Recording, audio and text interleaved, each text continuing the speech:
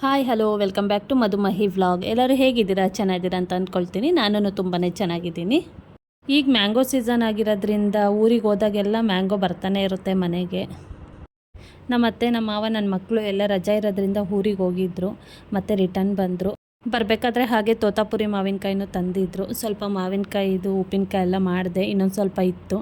ಇವತ್ತು ಟಿಫನಿಗೆ ಅದೇನೇ ಹಾಕಿ ಚಿತ್ರಾನ್ನ ಮಾಡೋಣ ಅಂತ ಅಂದ್ಬಿಟ್ಟು ಮಾಡ್ತಾಯಿದ್ದೀನಿ.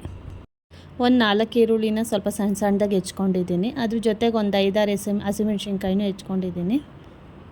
4 ಟೇಬಲ್ ಸ್ಪೂನ್ ಆಗೋಷ್ಟು ಎಣ್ಣೆ ಹಾಕಿದ್ದೀನಿ. ಅದಕ್ಕೆ ಸಾಸಿವೆ, ಕರಿಬೇವು, ಹಸಿಮೆಣ್ಸಿನ್ಕಾಯಿ, ಈರುಳ್ಳಿ ಇಷ್ಟು ಹಾಕಿ ಫ್ರೈ ಮಾಡ್ಕೊತಾ ಇದ್ದೀನಿ. ಅದಕ್ಕೊಂದು ಸ್ವಲ್ಪ ಉಪ್ಪು ಆ್ಯಡ್ ಮಾಡಿಕೊಂಡು ಒಂದು 2 ನಿಮಿಷ ಫ್ರೈ ಮಾಡಿದ್ರೆ ಆಯಿತು. ಅದೇನು ಈರುಳ್ಳಿ ಇದೆ ಟ್ರಾನ್ಸ್ಪರೆಂಟ್ ಆಗಬೇಕು, ಅಲ್ಲಿವರೆಗೂ ಹುರ್ಕೊಳ್ಳೋಣ. ಹಾಗೆ ಅದಕ್ಕೊಂದು ಸ್ವಲ್ಪ ಅರಶಿನ ಪುಡಿನೂ ಹಾಕಿ ಮಿಕ್ಸ್ ಮಾಡ್ಕೊತಾ ಇದ್ದೀನಿ. ಇವತ್ತು ನಮ್ಮ ರಿಲೇಷನ್ದೊಂದು ಆದಿಚುಂಚನಗಿರಿಲಿ ಮದುವೆ ಇದೆ, ಅಲ್ಲಿಗೆ ಹೋಗೋಣ ಅಂತ ಅಂದ್ಕೊಂಡಿದ್ದೀವಿ ಎಲ್ಲರೂ ಫ್ಯಾಮಿಲಿ ಫುಲ್ಲು. ಅದಕ್ಕೆ ಸ್ವಲ್ಪ ಫಾಸ್ಟಾಗಿ ಅಂಥದ್ದು ಏನಾದ್ರು ಟಿಫನ್ ಮಾಡೋಣ ಅಂದ್ಬಿಟ್ಟು ಮಾವಿನಕಾಯಿ ಇದ್ದಿದ್ದರಿಂದ ಮಾವಿನಕಾಯಿ ಚಿತ್ರಾನ್ನನೇ ಮಾಡ್ಕೊತಾ ಇದ್ದೀನಿ.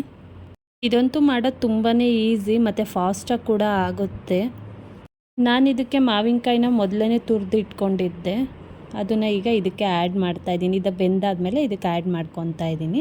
ಆ್ಯಡ್ ಮಾಡಿ ನೀಟಾಗಿ ಈರುಳ್ಳಿ ಜೊತೆ ಮಾವಿನಕಾಯಿ ತುರಿದಿರೋ ಅಂಥದ್ದೆಲ್ಲ ನೀಟಾಗಿ ಮಿಕ್ಸ್ ಆಗಬೇಕು, ಆ ಥರ ನೀಟಾಗಿ ಮಿಕ್ಸ್ ಮಾಡ್ಕೊತಾ ಇದ್ದೀನಿ.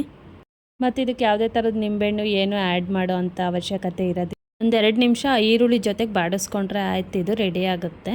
ಇನ್ನೇನು ಇಳಿಸ್ತೀವಿ ಅನ್ಬೇಕಾದ್ರೆ ಕಡಲೆ ಬೀಜನ ಹುರಿದು ಇಟ್ಕೊಂಡಿದ್ದೆ ನಾನು ಮೊದಲೇ ಎಣ್ಣೆಯಲ್ಲಿ, ಅದನ್ನು ಇದಕ್ಕೀಗ ಆ್ಯಡ್ ಮಾಡ್ಕೊತಾ ಇದ್ದೀನಿ.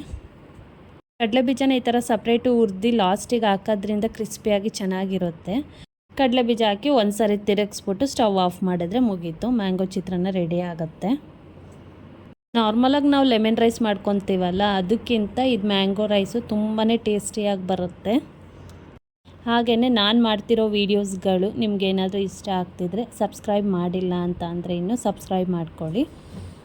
ಹಾಗೆ ಲೈಕ್ ಮಾಡಿ, ಶೇರ್ ಮಾಡಿ. ನಾನು ಮಾಡ್ತಿರೋ ವೀಡಿಯೋಸಲ್ಲಿ ಏನಾರು ಚೇಂಜಸ್ ಮಾಡ್ಕೋಬೇಕು ಅಂತ ಇದ್ದರೆ, ನಿಮ್ದು ಏನಾರು ಸಜೆಷನ್ ಇದ್ದರೆ ಕಮೆಂಟ್ಸಲ್ಲಿ ತಿಳಿಸಿ, ನಾನು ಆದಷ್ಟು ಟ್ರೈ ಮಾಡ್ತೀನಿ ಚೇಂಜ್ ಮಾಡ್ಕೊಳ್ಳೋದಕ್ಕೆ. ಟಿಫನ್ ಎಲ್ಲ ಮುಗಿಸ್ಕೊಂಡು ನಾವು ರೆಡಿ ಆಗೋಣ ಅಂತ ರೆಡಿ ಆಗ್ತಾಯಿದ್ದು.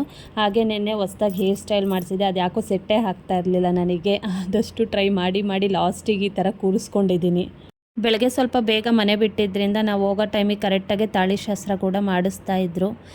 ದಾರೆ ಬಂದು ಸಿಂಪಲ್ಲಾಗಿ ಆ ದೇವಸ್ಥಾನದ್ದು ಏನು ಸಭಾಂಗಣ ಇದೆ ಅದರಲ್ಲೇ ಮುಗೀತು. ರಿಸೆಪ್ಷನ್ನು ದೇವಸ್ಥಾನದಿಂದ ಹೊರಗಡೆ ಫಾರ್ಮ್ ಹೌಸಲ್ಲಿ ಇಟ್ಕೊಂಡಿದ್ರು, ಯಾಕಂದರೆ ನಾನ್ ವೆಜ್ ಮಾಡಿಸ್ತಾಯಿದ್ರು ಅವರು, ಅದರಿಂದ ಹೊರಗಡೆ ಮಾಡಿಸಿದ್ರು. ಹಾಗೆ ದಾರೆ ಮುಗಿಸ್ಕೊಂಡು ದೇವ್ರ ದರ್ಶನ ಮಾಡೋಣ ಅಂದ್ಬಿಟ್ಟು ದೇವಸ್ಥಾನಕ್ಕೂ ಹೋದೋ. ಅಲ್ಲಿ ನಾನ್ ವೆಜ್ ಆಗಿರೋದ್ರಿಂದ ಮತ್ತು ಆಮೇಲೆ ಬರೋದಕ್ಕಾಗೋದಿಲ್ಲ ದೇವಸ್ಥಾನಕ್ಕೆ ಅಂತ ಅಂದ್ಬಿಟ್ಟು ಮೊದಲೇನೇ ದೇವಸ್ಥಾನಕ್ಕೆ ಹೋಗ್ಬಿಟ್ಟು.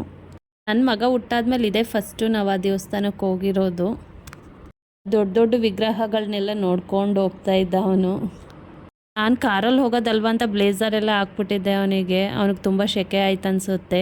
ಅಲ್ಲೇ ದೇವಸ್ಥಾನದಲ್ಲಿ ಹಾಗೆ ಮಲ್ಕೊಂಡ್ಬಿಟ್ಟಿದ್ದ, ಬಂದು ಎತ್ಕೊಂಡು ಹೋಗ್ಲಿ ಅಂತ ನಡೆಯೋಕ್ಕಾಗ್ದೇನೆ.